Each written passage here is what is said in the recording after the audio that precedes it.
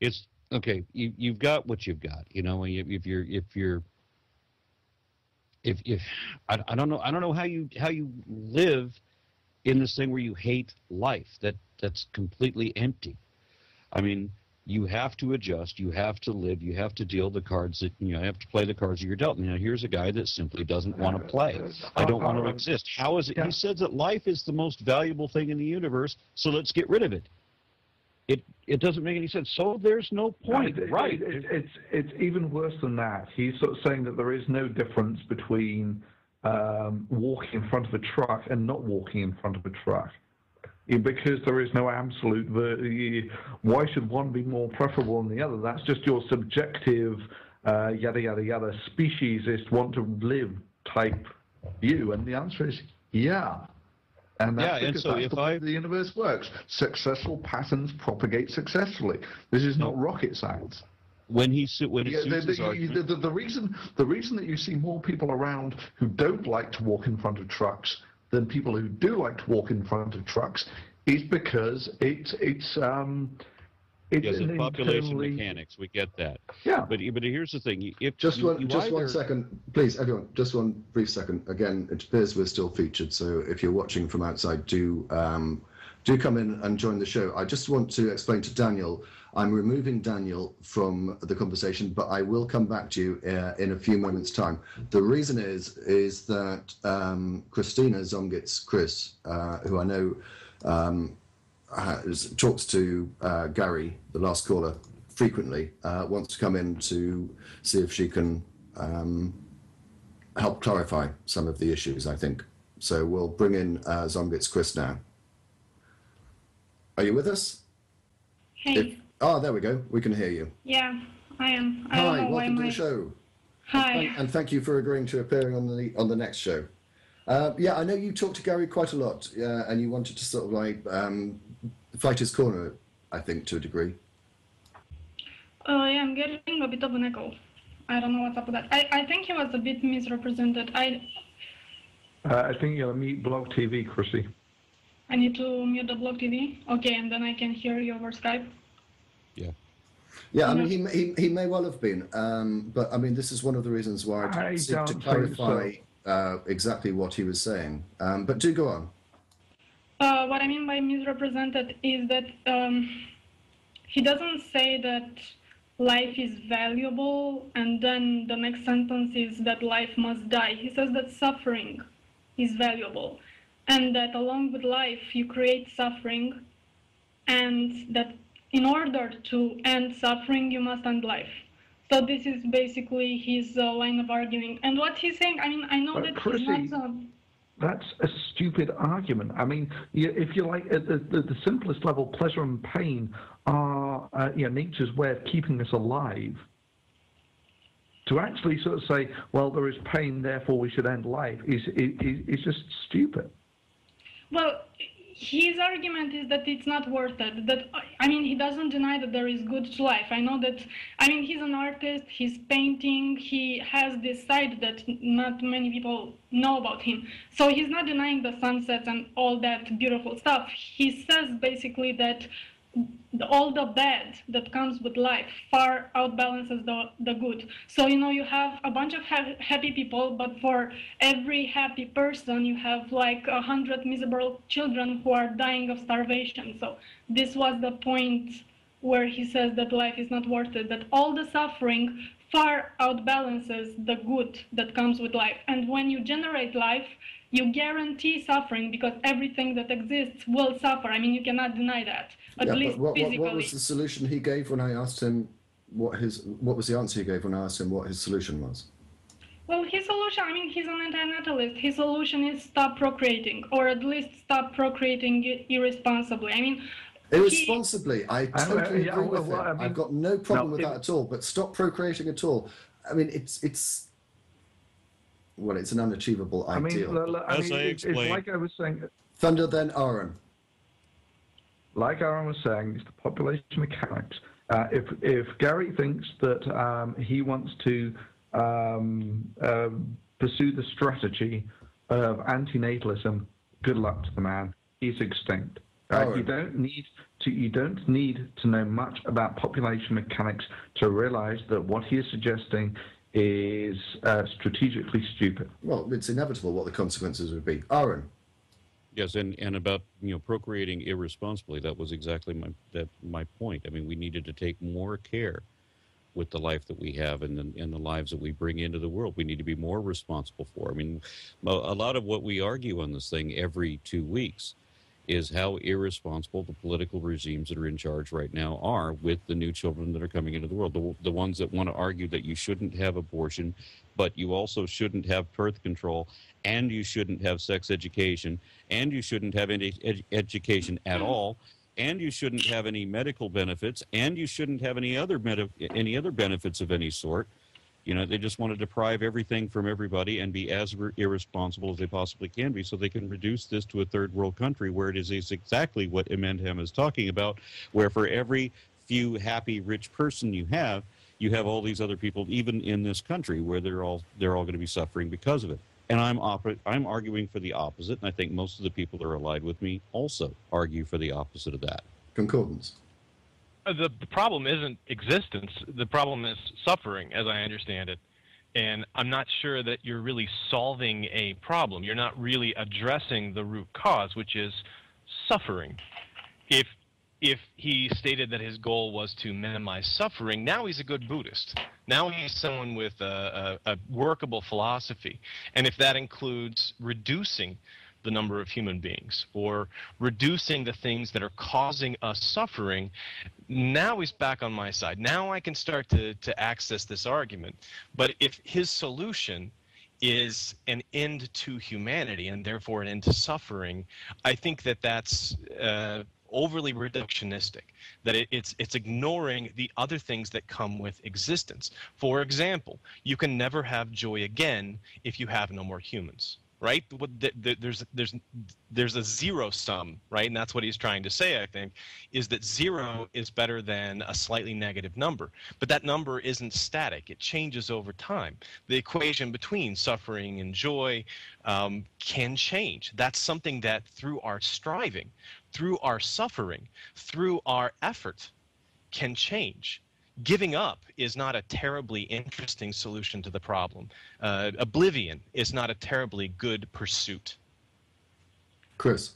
Okay, I have to say that the only reason I am not a full-on anti-natalist is because I don't see it as working. I don't think that the human race would, intentionally commit suicide by stopping reproduction, like I said, intentionally. I don't see that happening. So this is why I'm not arguing for anti-natalism myself, because I don't see an end to this goal. However, I cannot argue against the main argument for anti-natalism, which is that when you create life, you generate suffering. It's 100% sure that you will generate suffering. Is not 100% sure that you will generate joy. I mean, you can have a baby that is born with some kind of disease that will suffer for 6 months and then die. No matter that you are smart, it doesn't matter that you are rich, it doesn't matter what sort of life you have. You simply cannot bring the guarantee that when you are creating life, you're going to create something good. You may create something horrible. Your kid may end up a rapist, may end up a drug user, may end up with some horrible disease. So this is a risk you are taking for another human being. It's not a risk that you take on yourself. It's like driving a car drunk. You're not taking the risk. I would agree entirely with everything you've just said. And it sort of like goes back to the responsible parent thing. And even a responsible parent can't necessarily guarantee that a child would enjoy life as much as they would suffer. I agree with that. But the reason I think the argument fails, isn't it, is because the majority of people would rather be alive than not be alive. Rather have been born than not have been born. I know that Gary used a couple of examples of people who didn't share that view, and obviously those that are sufficiently depressed and commit suicide are obviously not those that share that view. But the majority speaks against his argument, doesn't it? Yes, but I mean, of course, the majority speaks against this argument, but it's because life is so addictive, and it is our our biological determinism. But however, if you would go to every dying person's bed, okay, and you ask them in their last moment of their life, when they're old, 19 years old, would you live your life all over again? And just give them some time to think about it, because at the spur of a moment you may say, yes, I want to, because I had so much fun. But live everything that you have lived, all the heartache, all the disease, every time you hit your fucking nail and broke it, every time you lost somebody you love, every single moment of your life, would you do that all over again? I'm sorry, I just have to comment on the fact that of all the life's griefs, you mentioned breaking a nail. Yeah, well, but hey, I think Aaron's desperate to chip in. Aaron. Then me. Thank you. I mean, I would love the opportunity to live out my life, the way that it is now, and then be at the end, on the deathbed thing, you lose your consciousness and you get a chance to put in another quarter and get to do the whole thing again. Even if it's the exact same life, and by exact same, I don't mean all the same decisions being made. Okay, I don't mean that all the dice come up the way that they rolled the last time. I can do it differently and then compare which life did I enjoy more, or did I do it any better. I wouldn't mind living this same life that I have, this same person that I am, and trying that a different angle. What if if I went back to when I was 15 and had to make all my choices again after that point, and then choose which of the lives do I want to actually count for my total score of points at the end. Yeah. But I don't understand having a life and not appreciating it and wanting to deny that from other people. I mean, I feel sorry that my kids probably didn't enjoy their childhood as much as I enjoyed mine. And the strange thing about why I enjoyed mine so much is because my parents were completely flighty and irresponsible and moved all the time. And because of that, I got to see the whole country in a really interesting way. Very quickly, sorry, Aaron, I thought you'd finished. Go on. Oh yeah, well, I'm just gonna leave it there. Okay. I know that before I come back to you, Chris, I know that Thunder wants to chip in as well, and also I've seen a comment in the chat that says, "How do we get to the Skype connection? Is it the Magic Sandwich Show? Is it Magic Sandwich Show?" It is Magic Sandwich Show, and I know I put it in the chat in capitals. It doesn't actually matter, I think, on Skype, but it's all lowercase. Don't you have it in a link now? No, the link doesn't seem to be working at the moment. Okay. Thunder, and then we'll come back to you, Chris. I mean, I would regard it on almost diametrically opposite view, that it is the selfless act of having children. And you have to think no further than the wonders that our eyes have seen, and for the wonder that the eyes of the children yet to come may see, the more distant horizon. Oh, well, Thunder, I have to disagree with you there. Sorry, Chris, I said we're going to get back to you. Very briefly, when I had this conversation with Gary some months ago now, I think it was in Stickam or on a Skype call, I think having a child is a selfish act, yeah. Much like having a pet is a selfish act. Chris? Yes, I mean, come on. If you want to give a good life to a person and make them, admire the sunset, then you can always adopt. It is a very selfish, instinct, not even instinct, decision to have biological children. You do this for yourself. You do this because you want to spread your own genes. You do this because you want somebody to take care of you. You want to do this because you feel epic creating a new life. It's not because you're selfless. Let me just put in a counterpoint here. I, for not having children, have more free time to actually do things, to achieve things. My father is also a fairly talented scientist, and for the things that he could have achieved had he not spent his time raising children. I don't think that's the point. One second. I think you missed the point. What I'm saying is, if you fulfill your desires, then you're fulfilling them for selfish reasons. If your father decided that he wanted children and put that at the forefront or above following his scientific career, that's one thing. He's actually following his selfish reasons. That's what he wanted to do. You have not chosen to follow that path because that's what you want to do. In both situations, it is a selfish act. You're doing what you want to do. Let me also but in that sense, DPR, everything that you do is a selfish act. Yes, that's my point. At which point it becomes an absolutely futile definition, in that you have completely ignored the fact that there are actions that look, there are only two things that are relevant here: things that you do for yourself, things that you do for society. But the thing Now, is, there's also, I think even hold on, donating boys. to charity is a let's selfish Hold on, act. all you But we'll go back to childless Chris. people. Chris, then Aaron. Wait, all you childless people talking about how empty it is to be a parent, let a parent speak for a moment, and then I think Concordance should come in after me, because I know he's a good dad, too. I want to. All right, we'll go Aaron, Chris, Concordance. My intervention will be really short, like I promised, like 20 seconds. Okay, go ahead, please. You could call it a selfless act if you adopt. That's my argument. Not if you create another life. If you adopt, then indeed it is purely selfless. If you want to make children, that's not selfless. This is my argument. Okay. I find that parenting often requires sacrifice, both of the things that I want to do, and I mean, many times I've had to sacrifice things that I would want to do for my selfish reasons. I have to give those up for my children.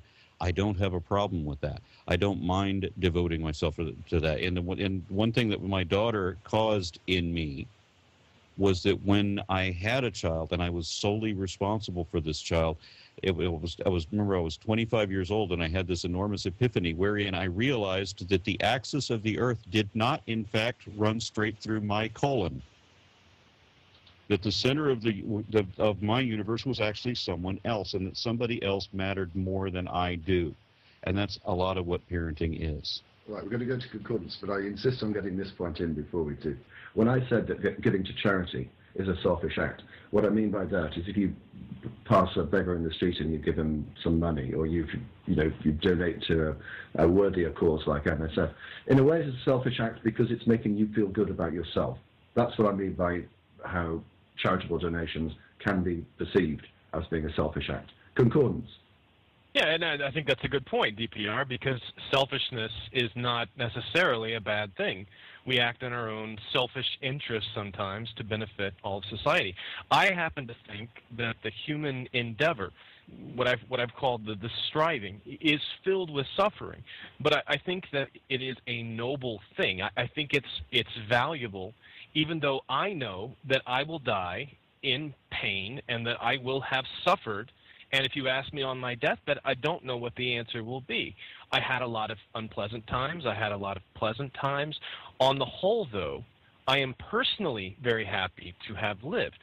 And I think that as long as we are pointed towards a goal of reducing suffering, as long as we have in mind a goal of recognizing what the true problem is. And the true problem is not existence.